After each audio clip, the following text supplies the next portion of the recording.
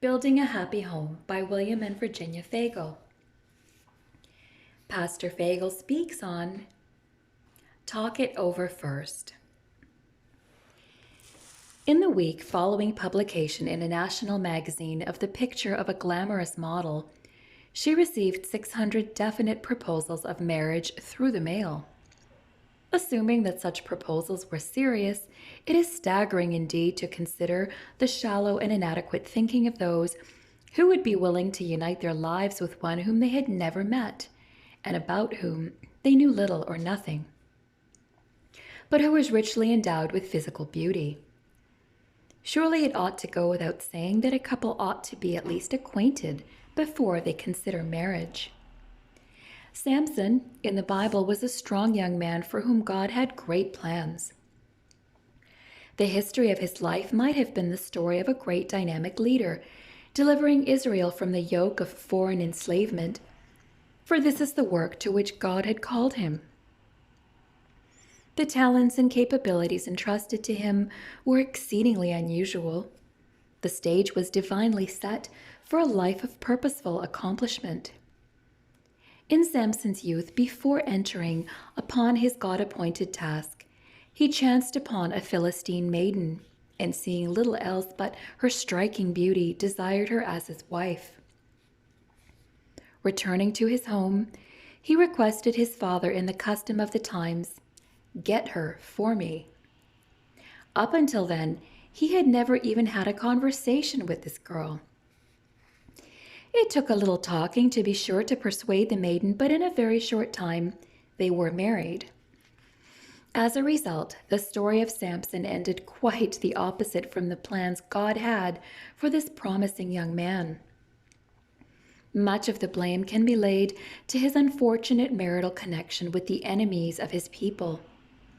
Finally betrayed by his wife and having been made blind and subjected to public humiliation by her people, in a final act of misguided contrition, he committed mass murder and suicide.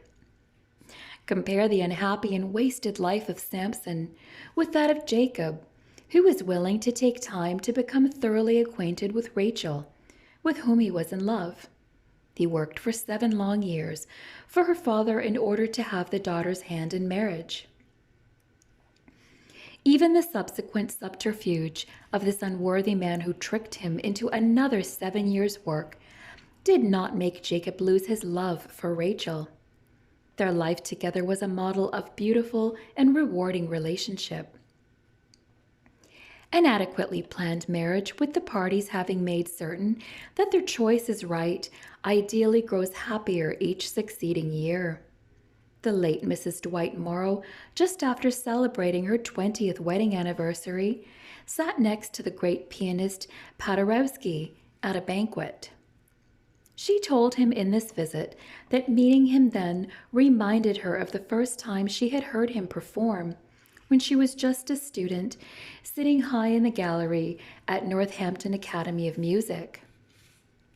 He asked whether she had ever returned to her old alma mater, and she replied, "Yes, occasionally I like to go back and sit in my old chapel seat and think of how much happier I am now than I ever thought I could have been 20 years ago."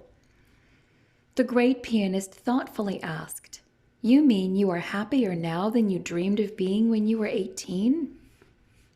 "Yes, I am," she affirmed. Paderewski is said to have risen to his feet, bowed slightly in tribute, and exclaimed, "Madam, I would like to meet your husband." The world abounds in couples who have had a growing joy like that. However, obviously, such an experience does not automatically accompany marriage. If this is what you envisioned for your home and your life together with your loved one, then there are at least 5 areas which should be thoroughly discussed and mutually understood first. These are finances, mutual interests, relatives, religion, and children. Let us consider these one at a time. Every young couple ought to have had a thorough understanding on the matter of finances before they think of uniting their lives. Recently, a young woman told me that after 2 years of marriage, she had no idea of the size of her husband's salary. She justly felt that she was not a true partner in the marriage. From his superior wisdom, he doled out to her the sum of money he felt she needed in carrying out the household affairs. While making no complaint regarding his generosity, she felt uncertain of the future because she never knew exactly where they were going. A short time later, in talking with the husband, I found that he felt he dared not confide to his wife anything that he wanted kept confidential.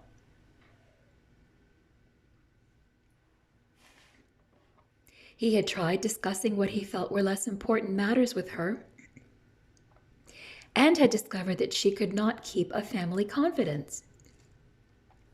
He somewhat justifiably concluded that it would be best if she did not know anything about his financial affairs if he did not want these discussed everywhere. Fault on both sides, to be sure, but how fine if some of these things had been understood beforehand.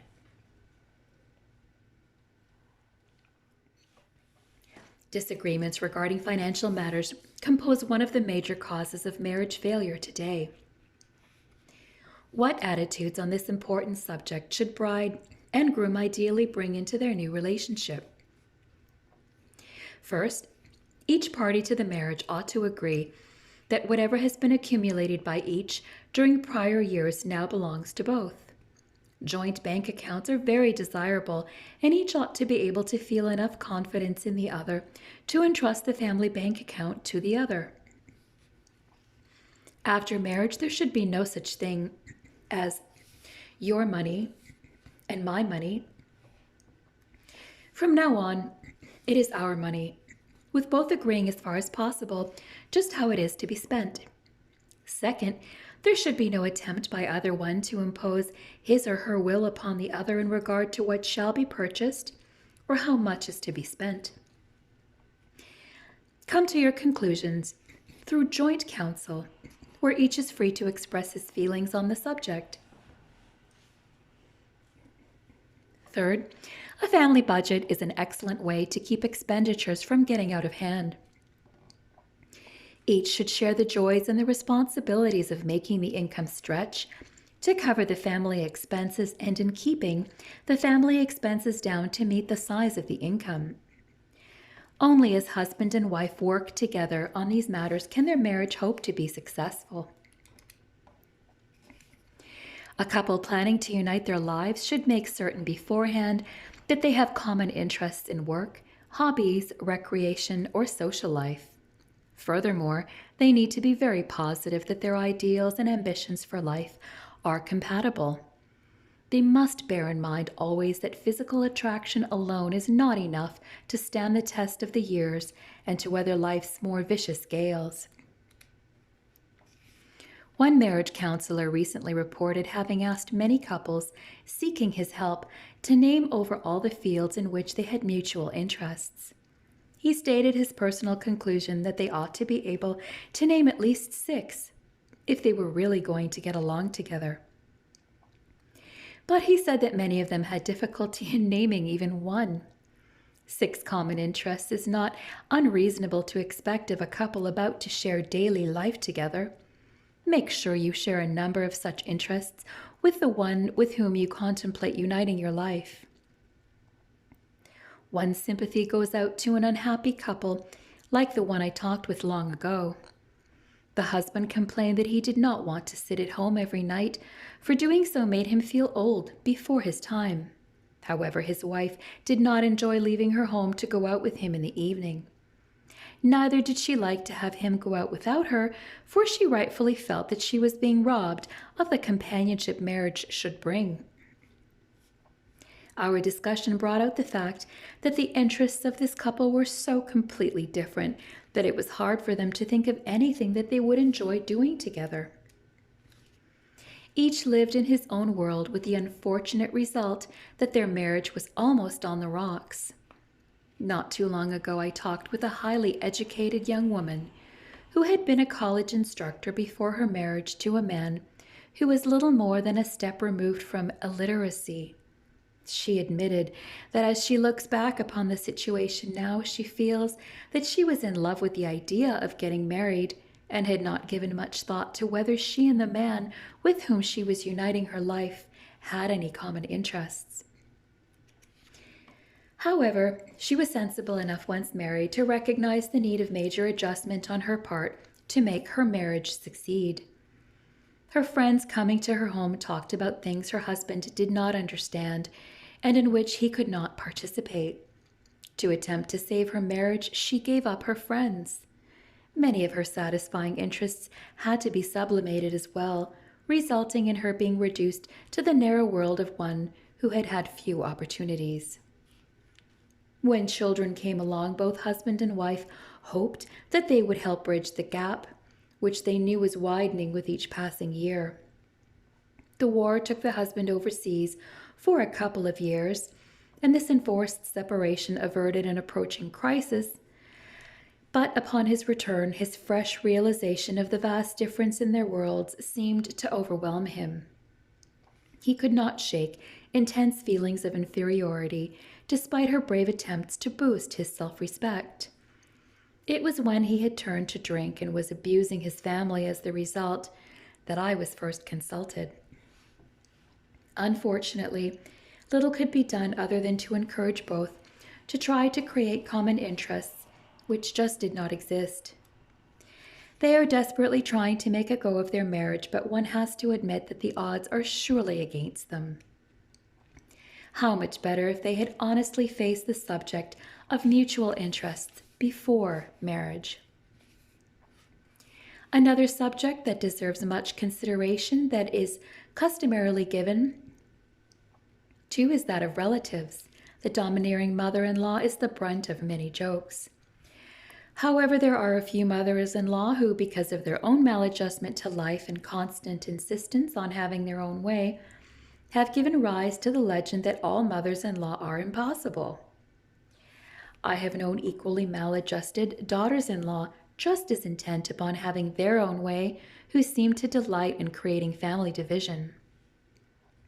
But regardless of whether blame might rest, it is still important that before marriage each party ascertain that there are no unusual circumstances involving support or care for parents or other relatives with which he is unwilling to agree. Not all subsequent problems can be averted by such a premarital discussion, but perhaps many will be. Not too long ago, I talked with a woman whose mother-in-law, for some unexplained reason, thoroughly disapproved of her before her marriage. Unfortunately, the mother-in-law was going to have to make her home with this young couple very shortly after their marriage. However, the young bride hopefully felt that as they came to know each other better, they would be able to get along together. When the mother-in-law moved in, she immediately seemed to consider herself the queen of the new home, and the daughter-in-law avoided making any issue of the matter. When children came, this grandmother even went so far as to refuse to accept them or acknowledge them as relatives of hers. The daughter-in-law showed unwarranted patience in bearing with the situation for a number of years. Recently, however, the family relationships have become intolerable, and the young wife seems to be on the verge of a nervous collapse. After talking the situation over, we felt that the husband in this family had not rightly discharged his obligations to his wife. Only the son could properly straighten out an extreme situation like this involving his own mother. He must indicate recognition of his responsibilities to his children and their mother and take whatever steps necessary to give his wife proper support. However, careful study of the situation before marriage and a thorough understanding of the place of each member of the family in the household organization would have done much to prevent the crisis that almost broke up this home. Fortunately, the mother-in-law was not completely bad, and as soon as she realized that her inexcusable behavior endangered her very future with her son, she was more than willing to make necessary adjustments. Some sons and daughters-in-law can be completely thoughtless in regard to the treatment of parents. A lovely elderly lady told me one day how very bad she felt because she was about to be sent to the county home, the poorhouse of her community. Many years before, she had married a widower with 4 children. They had all been little then, desperately needing a mother's care. This she gave unstintingly because she loved each of them as her very own. She raised them successfully to adulthood and watched them marry and have families of their own. One of the daughters married a professional man whose income was substantial. A number of years ago, the children's father died, and his wife has been alone ever since. Though she has raised 4 children, not even her own, they have not been able to find it in their hearts to provide for her in her declining years. Since my visit with her, this dear little heartbroken lady has become a ward of the county which collects something from each child for her care. Since there can well be fault on both sides, the subject of relatives is one deserving thorough discussion and agreement if future unhappiness is to be avoided. The fourth subject demanding thorough understanding is that of religion. Religion can be the greatest unifying force in a marriage, but where different ideas are entertained on in this subject, it has been frequently the cause of dividing rather than uniting. There is great potential danger in the marriage of couples of widely divergent faiths. By all means, couples should share the same outlook on religious matters. Catholics, Protestants, and Jews, clergymen as well as marriage counselors, all counsel against intermarriage. It is interesting to note that God also counsels against it. Be ye not unequally yoked together with unbelievers, for what fellowship hath righteousness with unrighteousness? And what communion hath light with darkness? 2 Corinthians 6:14. One author has well pointed out, it is a dangerous thing to form a worldly alliance. Satan well knows that the hour that witnesses the marriage of many young men and young women closes the history of their religious experience and usefulness. They are lost to Christ. They may for a time make an effort to live a Christian life, but all their strivings are made against a steady influence in the opposite direction. A recent survey showed that 25% of those who marry outside their faith not only lose their own religion, but cause their marriage partner to lose his, bringing tragic consequences to children thus denied the benefits of religious upbringing. The marriage of Mark Twain and Olivia Langdon illustrates how unbelief in a husband can adversely affect a believing wife. Olivia, prior to marriage, is said to have been a simple and devout Christian. In the early days of their marriage, because of her influence, they had grace together at meals and read a chapter each day from the Bible. But soon this was abandoned, for Mark Twain did not share her faith. At length, the young wife confided to her sister that she had given up some of her religious convictions. The people with whom she traveled and the philosophies to which she had listened at home and abroad had had an insidious effect upon her faith in the providence of God. At a time of sore family bereavement, Mark Twain said to her, "Livy, if it comforts you to lean on the Christian faith, do so." She replied sadly, "I can't. I no longer have any." How tragic, for loss of faith robs one of much needed spiritual strength. The importance of religious faith in keeping a married couple happily together is indicated by the low divorce rate among religious couples. It has long been recognized that couples married in a religious ceremony have a much lower rate of divorce than do couples married in a civil ceremony. Where both parties in a marriage are Protestants, 6.8% of the homes break up. When both are Catholic, 6.4% of the homes break up. Where the marriage is of mixed religions, 15.2% end in divorce. Where there is no religious affiliation, 17% of the homes are legally dissolved. Thus, there are less than half as many divorces among couples sharing the same religion as there are of those of mixed religions. And there are only about 1/3 as many divorces in homes united in religious faiths as there are in homes having no faith at all. Surely this indicates something. A person should ponder these statistics before entering marriage with someone not of his faith. The final topic we would suggest for premarital discussion is the matter of children. It is a normal thing for a woman to desire to be a mother. Though perhaps a little less clearly defined, it is equally normal for a man to desire the experience of fatherhood. One who earnestly wants children would find that being married to one who does not desire them would put a real strain on their marriage. Be fruitful and multiply is a command of God. Heaven has placed these desires in our hearts. Our homes are happiest when this injunction of God is heeded. Parenthood teaches many important lessons about life and does much to remove selfishness and immaturity. Children draw parents closer to each other, uniting them around a common rallying point. As father and mother have another upon whom they may mutually bestow their love and for whom they share concern, their attitudes towards each other are warmed and softened. The contribution of children to the happiness of a marriage or a home cannot be overstated. It is well, however, before marriage for both parties to make certain that they share the same views on this important subject. A man who envisions a happy home with a lovely family growing up about him should not marry a socialite to whom thoughts of motherhood are repulsive, or a career girl whose greatest ambition in life is to make a name for herself. Parenthood is the highest and noblest vocation that life brings, and those couples have a real basis for happiness who approach marriage with this outlook. Adequate preparation, talking over all major matters first, will usually bring rich dividends in future happiness. The ancient admonition, "Come now, let us reason together," might well be adopted as a workable slogan for every prospective bride and bridegroom.